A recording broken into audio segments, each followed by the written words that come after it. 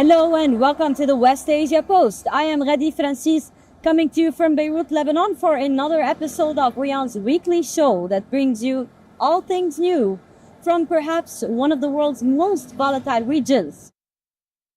Fires are escalating further at Lebanon's border. Hezbollah group is not holding back after Israel assassinated one of its top commanders. In Palestine, evacuations in Khan Yunis, Gaza. Hunger is worse than bombs for some of the Palestinians in the Gaza Strip. And in the occupied West Bank, Israel's latest biggest land grab amid rising settler violence. All this and more is lined up for today's episode. But first, let's take a look at the headlines. Israeli raids continue in Gaza. Forces engage in gun battles in a building.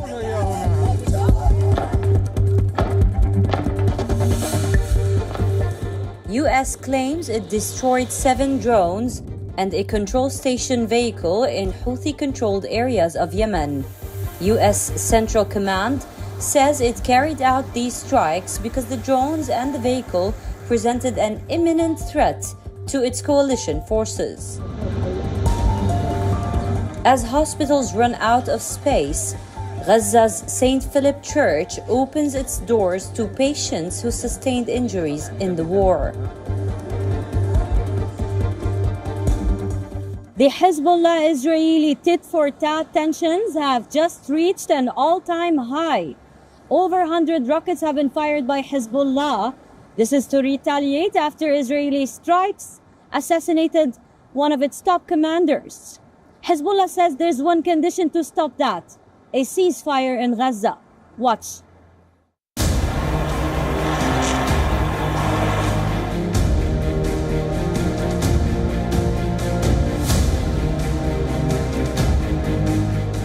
In one of the largest attacks till date, on Thursday, Lebanon's Hezbollah group launched unprecedented strikes on Israel. A barrage of 200 rockets and suicide drones rocked northern Israel. Israel admitted that these rockets were fired towards its annexed Golan Heights.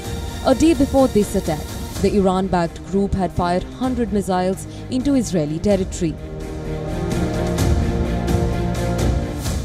Hezbollah says it targeted the Israeli military bases in response to the killing of Mohammad Neman Nasser, a top field commander of the group.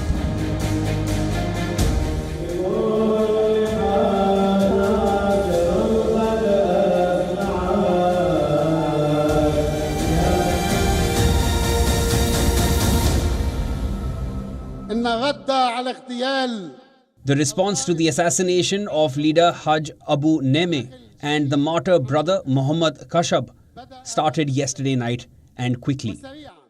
The series of responses continue in succession, and this series will continue to target new sites that the enemy did not imagine would be hit. The roof of Israel's Acre City Mall was hit by one of the rockets. In retaliation, Israel struck several towns in southern Lebanon.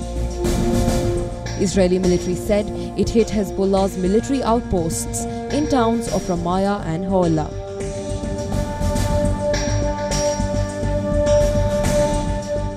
As tensions mount across the Lebanon border, Israeli Prime Minister Benjamin Netanyahu issued a stern warning. In the tough campaign against Lebanon, we have set a principle. Whoever harms us is a dead man. We are making that a reality in practice. We know that there is a long way to go. But we are determined to restore security to the north and return residents securely to their homes. Meanwhile, local media reports suggest that Arab League has decided not to designate Hezbollah as a terrorist organization. This announcement on the 29th of June is a U-turn from its 2016 decision. Experts see this development as a step to de-escalate tensions across the Lebanon border.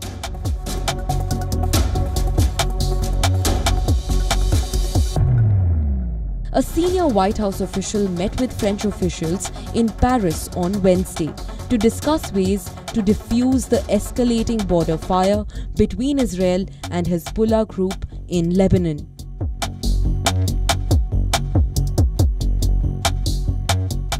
This after US Secretary of State Antony Blinken said that Israel had lost sovereignty in the north due to the persistent attacks across the Lebanon border. Israel says it prefers to de-escalate the situation through diplomacy. However, it will fight the war if need be. Hezbollah, on the other hand, has only one condition to defuse its fire: a truce in Gaza.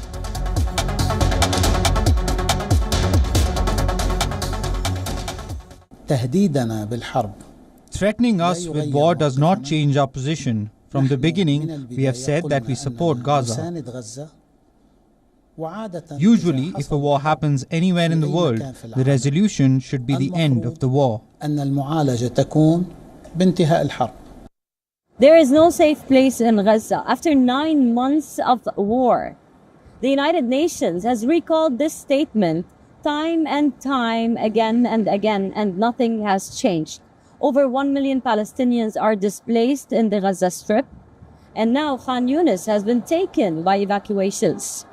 The next report tells you more about what is ahead for the people in Gaza.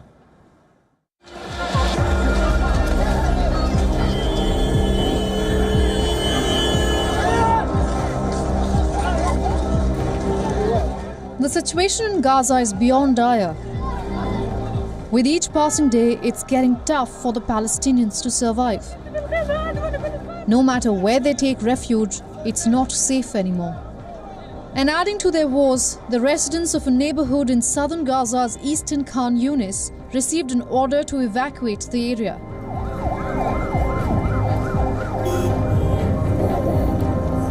The order came from Israeli numbers on their mobile phones. This is not the first time the Palestinians have been forced to flee their homes. This has become a daily occurrence for them.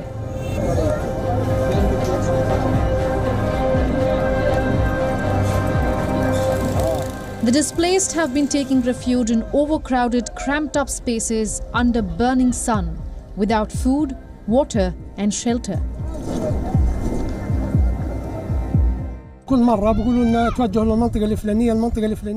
Every time the Israeli forces tell us to go to a certain area which was supposed to be safe, we come and find it not safe.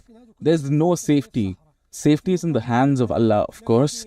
As you see, these are desert areas that have no means of life. There's no water, no food, no drinking water, no aid, and no one cares about us.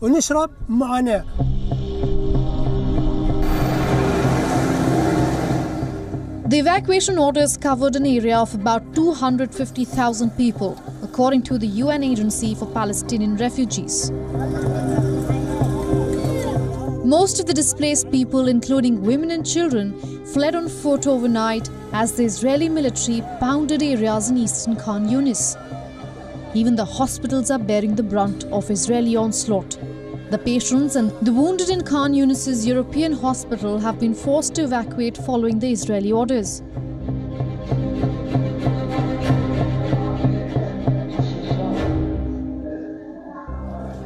As per the United Nations estimates, the latest Israeli evacuation order affected about 250,000 people across wide swathes of Gaza. Meanwhile, the Israeli army, continuing with their offensive, carried out military strikes targeting hundreds of homes in Shujaya neighborhood in the east of Gaza. With the onslaught, the food supplies in the enclave are also dwindling. Israel's closure of the vital Rafah border crossing last month severed key supply lines, limiting access to food, fuel and medical provisions inside Gaza. Gaza's health ministry has warned that the remaining hospitals will stop working within 48 hours, as the fuel required to operate generators have run out. Since October 7th, a large number of Gaza's medical facilities have been destroyed, raided or evacuated. Israel claims that Hamas has been using hospitals for militant activities, forcing the IDF to make them a major focus of its military operation. Rafah has been the focal point of Israeli military offensive since Israel began its ground assault. Once a safe zone has now turned into a war zone. Israel's military chief, Herzi Halevi, has said that his forces have so far killed 900 militants. There are those we eliminated underground and some that tried to emerge above ground, and we eliminated them. And this ongoing effort of ours, this pursuit, is very, very important. They should feel exhausted, while we feel energized and determined. The war in Gaza so far has killed 38,000 Palestinians, leading to the mounting calls for an immediate ceasefire. Now, a dozen former US government officials who quit over US's support for Israel's war in the Gaza Strip has accused Biden's administration of undeniable complicity in the killing of Palestinians in the enclave.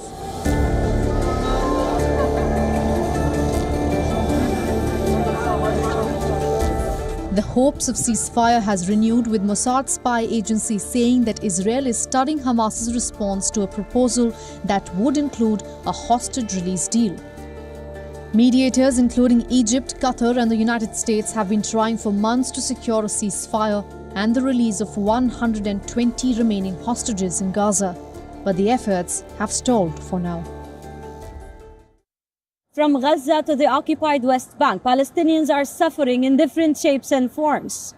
In the latest, the Israeli authorities have approved the biggest seizure of land in the occupied West Bank. And this comes amid rising and spiraling settler violence. Take a look. Not so far away from the Gaza Strip is the West Bank. A settlement tracking group claims that this is where Israel has approved its largest seizure of land in over 30 years.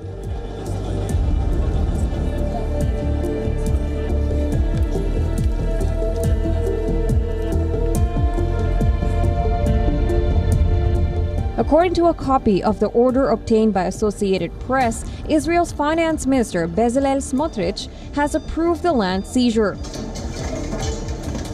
Smotrich, who is a settler himself, turbocharged the policy of expansion, saying that he aims to solidify Israel's hold on the territory and prevent the creation of a Palestinian state. The document seen by Associated Press suggests that appropriation of over 12 square kilometers of land has been approved.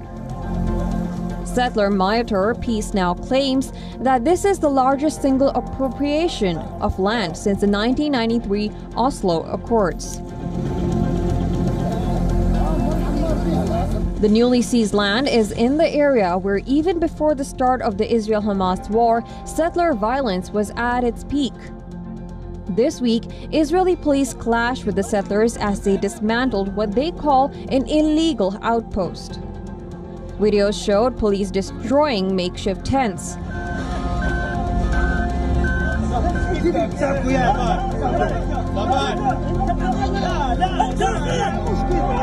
Israeli authorities also conducted twin raids in the West Bank. An overnight Israeli airstrike claimed the lives of 4 Palestinians in the Tulkarm town. Palestinian health authorities said that 4 were killed as a result of the bombing of Nur Shams camp. Residents of this camp have come under Israeli fire time and again. Their goal is to deport us from this country and expel us from this camp. I want to tell you that I returned home and found it on fire, covered in rubble. I cleared the rubble and slept in the house. I will not leave. I will not leave. None of us will leave. If we are to die, we will die in our home. Peace Now says 2024 is the peak year for Israeli land seizure in the West Bank. Settler Monitor Group stated that the Israeli government has approved plans to build over 5,000 homes in the region. Almost 500,000 Jewish settlers, along with 3 million Palestinians, live in the West Bank. The Palestinian Authority administers enclaves scattered across the territory, but it is barred from operating in 60% of the West Bank.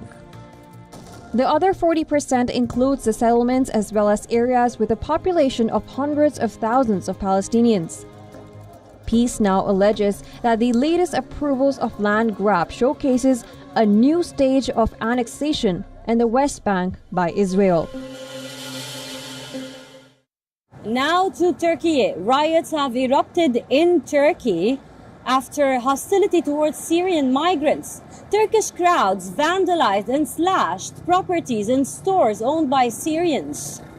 Hundreds of people were arrested overnight. We tell you more in this report.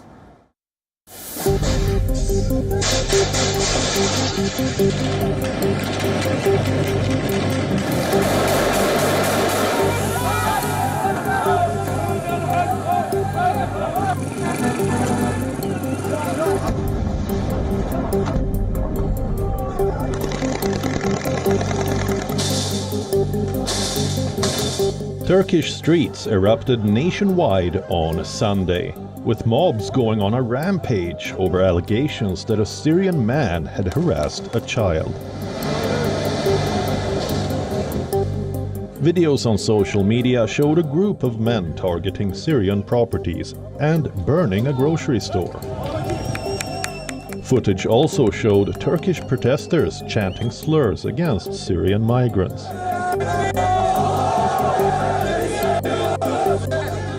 The clashes spread like wildfire across the nation. In a matter of 24 hours, Turkish police detained over 400 rioters. Turkish President Erdogan blamed the anti-Syrian attacks on his political opponents. Toplumda yabancı düşmanlığını. The Syrian people are a community that we live together as brotherly people, and just as how we used to have very, very lively relations with Syria in the past, including meetings as families, as you know with Mr. Assad, we had these talks. It's absolutely impossible that this could not happen tomorrow again. It could happen again.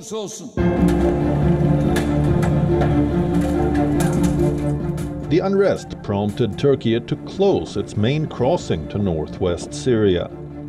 The Bab al-Hawa crossing, a main trade and passenger conduit for over 3 million inhabitants, was closed till further notice. Anger erupted on the Syrian side of the border as well. Syrians took to the streets in several northwestern towns, facing off with stationed Turkish troops in the area. The clashes claimed the lives of 7 Syrians.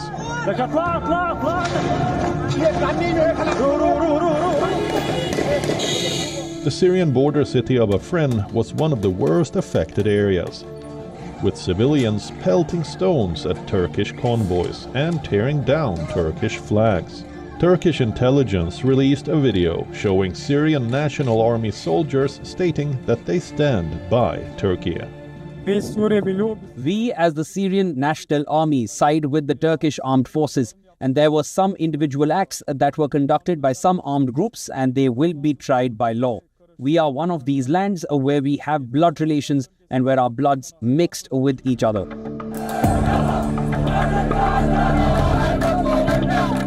Housing 3.2 million Syrian refugees, Turkey has witnessed several bouts of xenophobic violence in recent years.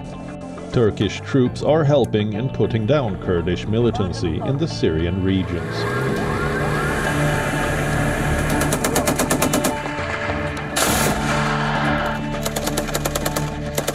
Last Friday, Turkish president said a meeting with his Syrian counterpart Bashar al-Assad will help restore ties between the nations. Turkey has severed its ties with Syria after the 2011 Syrian civil war and supported rebels looking to oust Assad. But in recent days, both nations have hit the reset buttons in relations. War, death, destruction, starvation, there is nothing that can break the Palestinian spirit. In the coming small report, we show you how some people in Gaza, regardless of the displacement, have made up a solar panel. Take a look.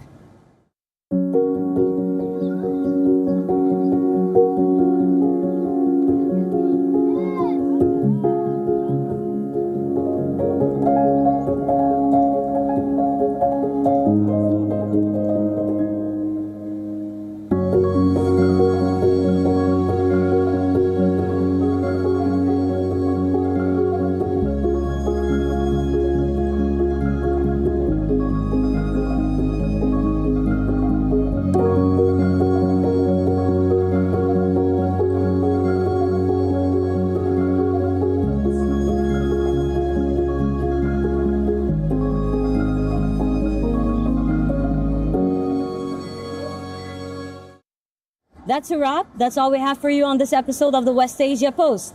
I will see you next week with a brand new lineup, always bringing you news, ground reports from the world's most volatile region. I am your host, Radi Francis, signing off from Beirut, Lebanon. For more global news, keep on watching WION The World is One.